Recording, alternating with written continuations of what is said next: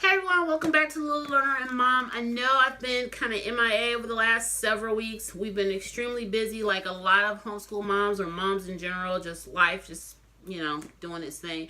Anyway, so I just thought I would hop on here and record a quick video on my camera so it's not going to have all the little dings and frills and all that other stuff on it. It's just kind of like a brief update, and then I'll get back to probably re-recording on my big camera.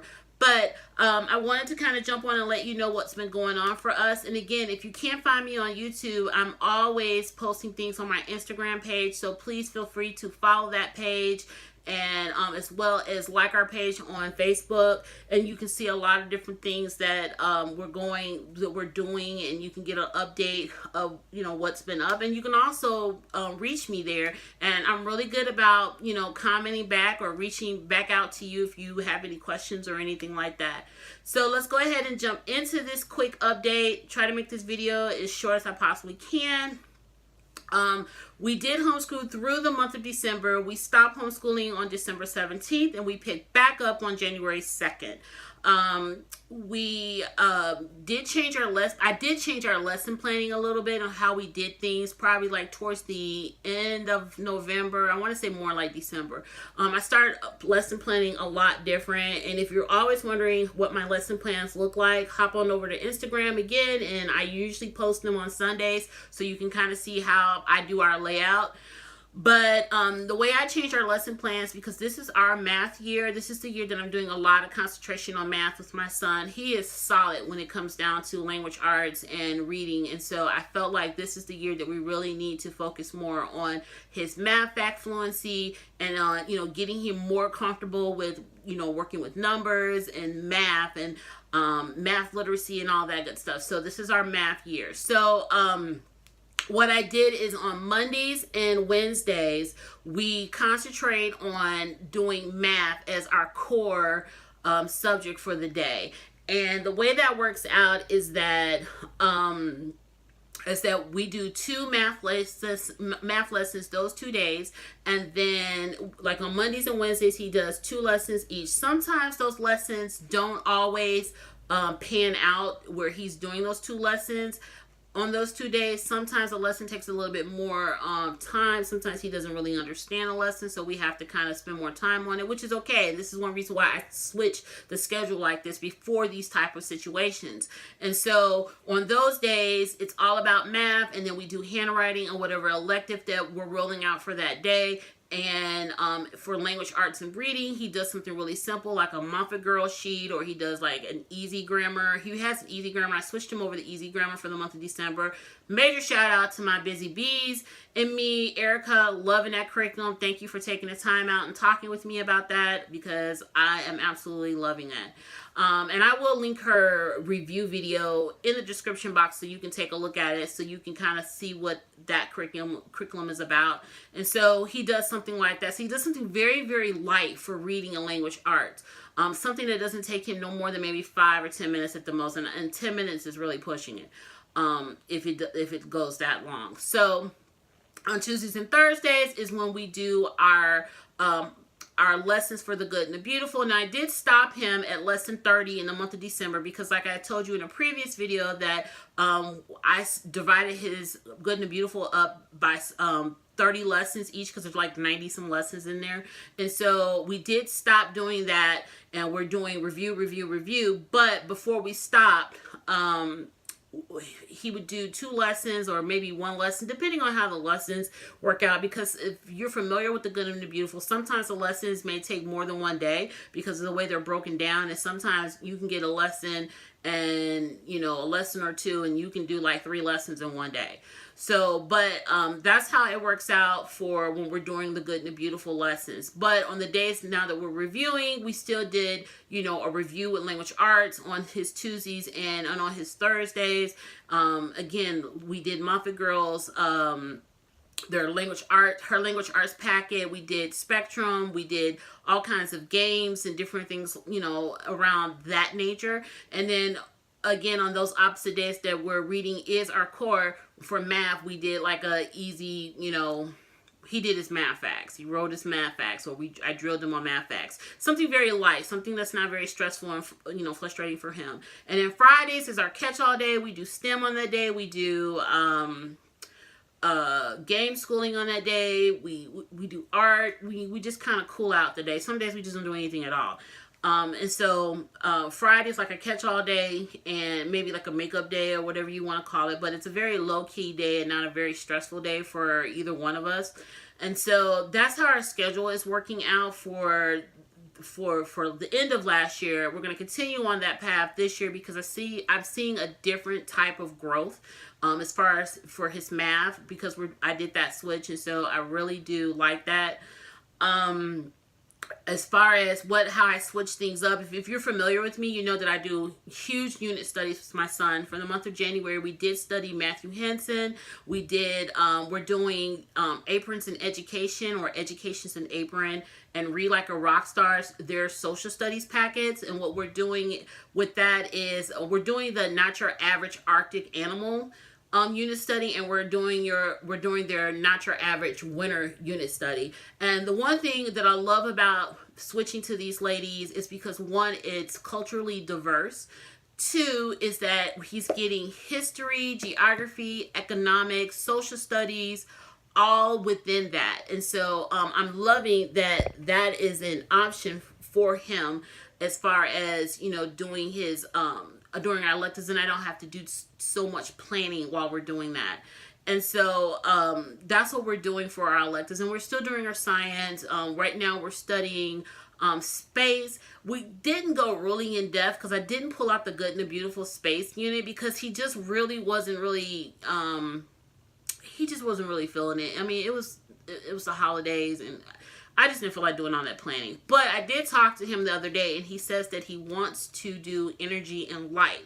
So for the month of February, we will be starting the energy, intro to energy through the Good and the Beautiful. So I've got to start getting my plans and getting my books for that.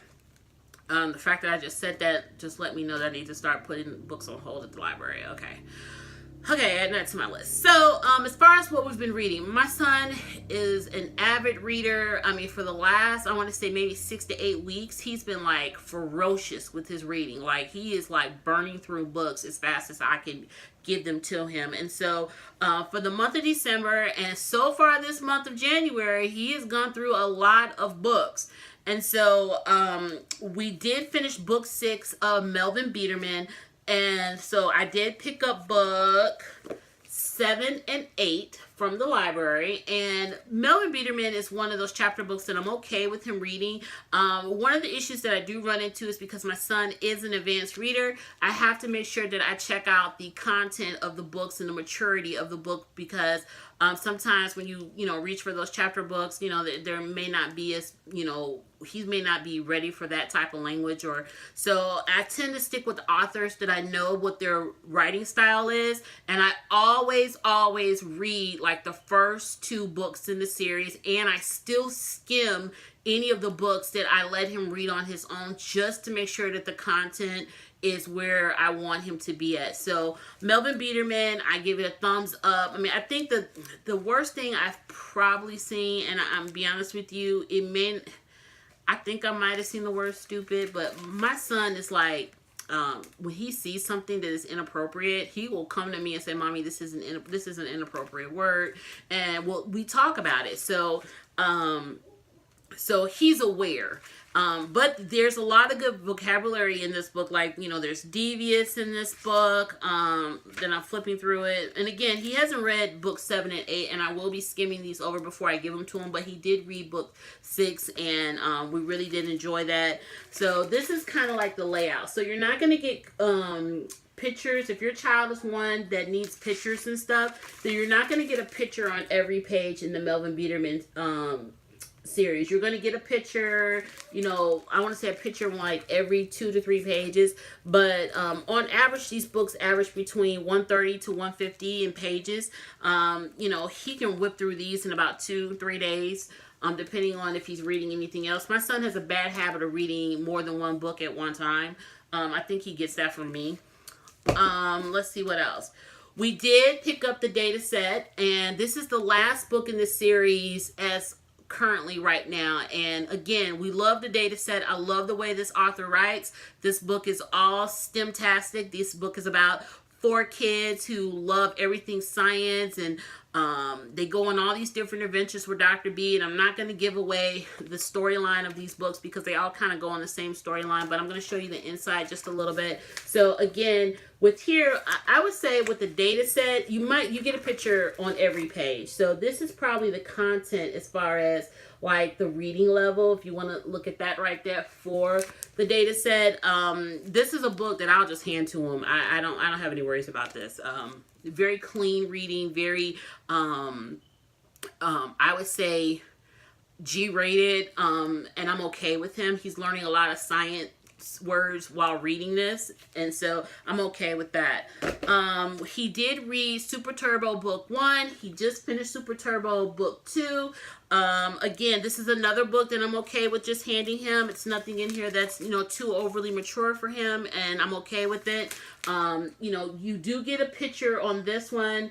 I want to say every page. It may be every page. I believe it's every page. And then sometimes you get like a little graphic novel-like type of thing too as well. So this is another book of series that I'm okay with giving him.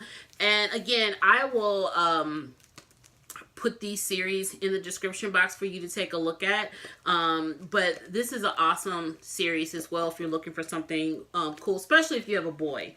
And so he's read book 2, he's working on book 3, and we have book 4 because he reads these books that fast that I always have to make sure that I have backup, coming. And I already have book 5 on hold waiting for it to come in. He also picked up Project Joy back up. We kind of put Project Joy down when we got into the Bad Guys Club. He did read the last book of the Bad Guys Club, book 8, and he absolutely loved it. I mean, he read it probably in about 4 hours. He likes that series. I like the series too. I will say the Bad Guys Club is one of those series that you may have to monitor because there are a couple words in there that if you're not used to your children using certain words, that you need to make sure that you kind of skim over it. But I highly recommend the Bad Guys Club. I mean, it has a good overall message. But just, check it out. Read those first 2 books. I mean, I read every one of the Bad Guys Club's books with him because the books are hilarious. So we did pick back up Project Joy because we had put this series down. We picked up the Bad Guys Club, and we're on chapter 4 in this book. We're reading this book together, not because he can't read it, but just because I like this series and I wanted to read this with him at bedtime. So we're on book 4 of Project Joy, and again, this is not a book that you're going to get a picture on every page, but you will get a picture on maybe every other page. And this is the writing style of it. I would say good for a 2nd grader. He absolutely loves Baby Monkey Private Eye. I actually posted this picture of him reading this book on Instagram here recently. He loves this book. Like he doesn't want me to take it back to the library. I mean, it's not due back yet, but this book is so cute. It has really cute black and white pictures, and it's very simple. Like he read this book that night that I posted on my Instagram. He read the whole book. So it's like this. It's big bold letters to get the kids laughing and just enjoying it. But this is a really cool book, and I'm gonna look to see if they have another one because he enjoyed this so much.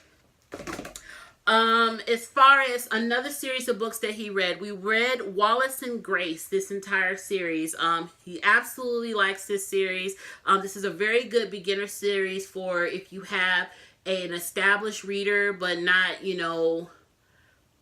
reading really long chapter books. So this is a really good series to start. Very friendly. What I did like about this one is that they use good vocabulary in here, and then they give the definition within the sentence. So the kids will get a word, and then the characters in the book will say, oh, and that word means this. And so I really did like that. You will get pictures on these pages here.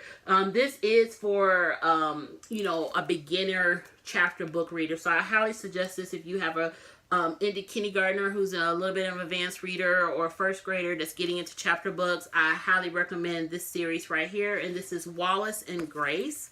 They do have a few more books in this series. Stinky Spike, that's the next one that I'm going to get. It's the pirate dog. My son has read the Cave Boy. He's read both of those Cave Boy books. That's the whole reason why I found these books, because they were right next to the Cave Boy books. So this particular publisher is called Read and Bloom. It's a really good series for you to check out for your kids. Right now we're reading and we're listening to Betty Before the X, and so we're still going through this, and I'm gonna do a video on how I teach my son African studies and African American history, because I get that question a lot over on my Instagram, is how do I teach him? I can tell you right now is that I do not teach my son about slavery. I did not teach him about slavery at first. I taught him about the continent of Africa and all the greatness about the continent of Africa. Slavery is just one part of something that happened to the African people, and and has carried over to America with African Americans and slavery. So I did not teach my son about slavery first out, but I did teach him about the continent of Africa, and then we gradually moved along that timeline. I wanted him to make sure that he understood that there was more to Africa than slavery. So but we are reading Betty Before the X, and I'll go more into detail about how I do teach African studies and African American history in another video. Okay, so I have tried, I want to say maybe several times, to get my son into Magic School Bus. My child does not like, not Magic School Bus, but the Magic Tree House. I don't know what it is about this series. I've even tried the audiobooks. I have tried the books. He just will not read these books. I don't know what it is. I've asked him. I don't know what it is about these, but he will not read these books at all, period. And so I'm just gonna stop trying at this point. I'm just gonna stop trying. We did read The Wild Robot. Shout out to Serena over at the Falco family for putting us up on that book. And he did read The Wild Robot Escapes. My son absolutely loves this series. He was listening to it on Audible as well as reading the book at the same time. I mean, he outread me on both of these books. And so we love The Wild Robot Escapes, and he has read through that, and it's a great series. Check it out for your children. It may not be for everyone, but he really did enjoy it. Let's see what I had. One book fall on the floor. Don't know what it is. Okay, so a couple weeks ago, I found him. Not a couple weeks ago, maybe a week and a half ago. I found the VeggieTales Super Comics at Ollie's. Love this series. This book is okay for my husband and I, as far as our faith and our religious beliefs. We're okay with VeggieTales. And I was very excited to find this book, because normally when you find VeggieTale books, they're like board books and they're really, really simple. This book is a graphic, a comic book. He read this one night.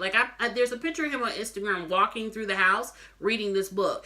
We love this, and so I had to go out and track down the other 3 books in this series, because this is volume 4. So I found the other ones on Thrift Books, and so I'm waiting for those to come in the mail to give to him. But he loved this. This is a very good transition if your child is into graphic novels and who they still like VeggieTales. I mean, my son is 6. He still loves VeggieTales. He writes VeggieTales.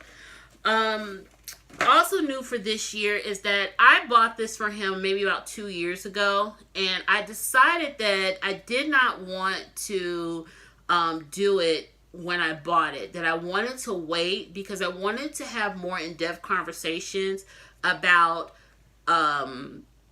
what we wrote in this, because we've been working through the Big Life journals, lesson plans, and all their different activities, and I felt like right now was the best time to start introducing this. What it is that every day you get a question, your child explains their answer to you, and you write it down and you write the year. And this is working out really nice. We did this the other day, and one of the questions was, if you could buy anything, what would you buy? Of course, my son said, I would buy the new Super Mario Brothers on Nintendo Switch. Okay. But, you know, we kind of talked about that. And so this is a very fun book for us to have. And so we're going to be continue to work through that this year. He also got his own planner here in December. Okay, he saw the video that Vonnie from Mrs. Moms did because he was on the iPad when it came through, and he's not allowed to be on YouTube without me, and so we watched the YouTube video together, and so he wanted a planner, and so I was in Michael's. First of all, I tried to track this thing down. This thing was like $25, and I was like, I'm not paying $25 for a planner for a 6-year-old. And so I happened to be in Michael's and walked past and saw that this was on clearance for $3.50. And I think Vonnie said that she only paid $10 for hers. She caught it on clearance too. So shout out to Vonnie for the Happy Planner for Kids. And so this is, okay, I'm going to go through. Right, February. So this is what it looks like. It looks like a happy planner. And I can tell you that I really do appreciate the fact that it is horizontal, because I do not like planners that are not horizontal. I do not like vertical planning. And so what I do is I go through here and I write his board work, and I let him write whatever he wants to write. And then of course it comes with stickers, so he stickerized it. And then his reading. My son is required to read 2 times a day for 20 minutes each. And sometimes he goes over those 40 minutes. And so I write his time in, or I tell him to write his time in. So this is really cool because at the end of the week, there's like a little activity for them to do. And then month at a glance, they have the same little kind of like thing set up like the Happy Planner. I used to have a Happy Planner. I'm thinking about getting one for a personal planner again, because I'm kind of over mixing in my my homeschool planner with my personal stuff. So there's a month at a glance for the kids to fill in. It's really cute. So I'm hoping that they come out with another one in July, because this one expires in July. So I'm hoping that they come out with another one, and I will take advantage and get him another one. I get more questions on Instagram about what planner I'm using. I use the Plum Paper Homeschool Planner that I designed myself, and I like it. I mean, there's some things that I would like to change about it, when I go to buy my planner for this year, that I will change. I won't add in. But, this is my January month at a glance here. This is how I have it all planned out. And again, if you want to see a better picture of this, it's usually on my Instagram. And because this is how I plan for my son. All the stickers are the subjects, and then the highlights of things that we got through. Sometimes I'm not good about highlighting everything, but I do make sure that I highlight when I get a chance to do that. So this is what this is, and again, this is my planner. I love it. I mean, there's some things I would like to tweak about it. When I get the new one this year, I'm still kind of decided if I'm going to get another one this year from Plum Paper Planner. I'm looking at another one by another company that's kind of similar to this, but it's still up in the air. But that is what we've been up to for the last several weeks. And again, if you don't see me posting here, which I promise I'm going to do more often now that we're getting into a new year, I've got a lot of video ideas that I want to get up. Please check us out on our Instagram. Please follow us on Instagram, and also like our Facebook page on Little Learners and Mom, and you'll get a lot of updates there. And again, I hope everyone is having a great day, and until the next video, be blessed and have a great day. Bye.